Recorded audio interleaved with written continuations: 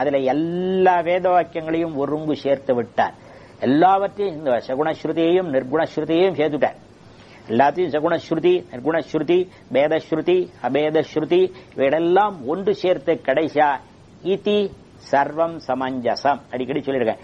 அதை எழுதினது இவர் ஒருத்தர் தான். எல்லாம் புரிந்து கொடுத்துனா இது சர்வம் சமஞ்சசம்னா எல்லா வாக்கியங்களும் ஒன்று சேர்ந்து கொடுத்து அர்த்தத்தை காட்டி விட்டதுன்னு காட்டினார். அல்ல சகுணஸ்ருதி நிர்குணஸ்ருதி இதை எப்படி பண்ணினார்னு ஆச்சரியமா கேட்டேன். எப்படி பெருமானார் பண்ணினார்னு அவர் தினந்தோறும் எழுந்தருளப் பண்ணி கொண்டு திருவாராதனம் பண்ணக்கூடிய பெருமாளை பார்த்தாலே தெரியும் விட்டார் விரைவா. பெருமாள்னா அதுல ரெண்டும் சேர்ந்திருக்கு. என்ன அவனுடைய திருமேனிலே இரண்டு நிருசிம்மம் ரிசிம்மனா இருக்கக்கூடியவனை தன்னுடைய திருவாராதனத்தில் எழுந்துருளப் பண்ணி கொண்டிருக்கிறபடினாலே தலைக்கு மேலே சிங்கம், தலைக்கு கீழே மனுஷன் நிருஹரியாக அவதரித்தான் பெருமான். சேராத ரெண்டு எல்லாம் முன்னாலெல்லாம் அவதாரம் பண்ணியிருக்கான். மெத்ய கூர்ம வராகஸ்ட இதுவரை அவதாரம். இதெல்லாம் எல்லாம் மிருகங்களா அவதரிச்சான்.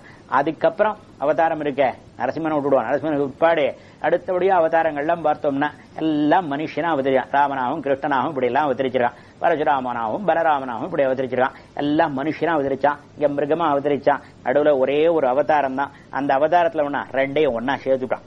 ரெண்டையும் ஒன்னா சேர்த்து நிருஹரி ரெண்டும் ஒன்னா சேர்ந்தது. ஒன்னா சேர்ந்தது எப்படி சேர்னா அதான் அகடித கடனா சாமர்த்தியம்.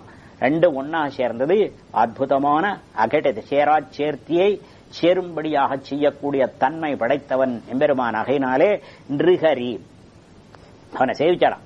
அவனை சேவிச்ச பிற்பாடு என்ன ஏற்பட்டதுன்னா பூர்வாச்சார அழகா தெரிவித்தா அவனை சேவிச்ச பிற்பாடு தனியா மனுஷனை பார்த்தாலும் பிடிக்கலாம், தனியா மிருகத்தை பார்த்தாலும் முடியல. ரெண்டும் சேர்ந்தாத்தான் நன்னா இருக்கேன்னு கொண்டாடான். எதை போலேன்னார் அடையமனவாட பெருமாள் நாயனார் தெரிவித்தார். பாலை தனியா ஒருத்தர் ரொம்ப நாள் பானம் பண்ணிட்டு இருந்தான். சர்க்கரையை தனியா ஒரு அவன் கடிச்சு சாப்பிட்டு இருந்தான். ஒரு நாள் தோணித்தே ரெண்டையும் சேர்த்து சாப்பிடுவோமே அப்படின்னு தோணித்தே ரெண்டையும் சேர்த்து சாப்பிட்டான். அதுக்கப்புறம் ரெண்டையும் சேர்த்தாத்தான் பிடிக்கிறது அவனுக்கு, தனித்தனியா பிடிக்கல. அதே போலத்தான் நிருஹரியாக தோன்றினானே அவனை சேவித்த பிற்பாடு மற்ற அவதாரங்களிலே இனிமையே ஏற்படவில்லை.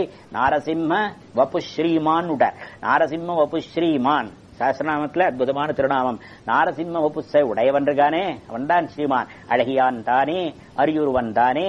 மத்த எந்த பெருமாளுக்கும் அழகன்ற பேரோட கிடையவே கிடையாது. ராமனுக்கு அழகன் அழகிய ராமன் அப்படின்னு சொல்றது கிடையாது. அவனா வச்சுட்டு இருக்கா சுந்தரராமன் பேர் வச்சுட்டு இருக்காளே ஒழிய அழகிய சிங்கப் பெருமாள் அவனுக்கு எப்போ அழகிய சிங்கப் பெருமாள்னு திருநாமம் ஒழிய அழகியா என்கிற சப்தம் சிங்கப் பெருமாளோடு சேருகிறதே ஒழிய வேற ஏதிலையுமே சேருவதே கிடையாது. அழகிய கண்ணன், அழகிய ராமன், அழகிய மீன் கிடையவே கிடையாது. அழகிய சிங்கம்னு பேரு. அதை எதனால் என்ன அழ்வார் சொல்லிட்டார் திருமணிசி ஆழ்வார். அழகியான் தானே, அரியுருவன் தானே, பழகியான் தாழே பணிமென்னுட்டார் அழ்வார்.